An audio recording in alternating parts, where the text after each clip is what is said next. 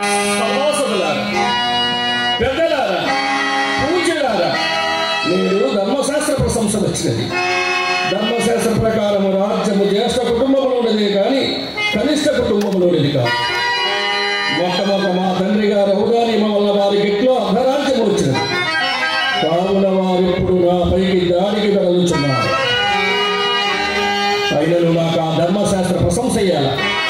క్షత్రియోచితము రణమున జయమ్మే పరాజయమ్మే కానీ నా విచ్ఛేదమును వరదలిచితిదేమి ఈ జగములోని కొనుగలు అనుజన్ములను కొడుకును కొనుగా శత్రువును జయించివేమి సపరివారము అనుభవించగా నాకు లోకానుభవము.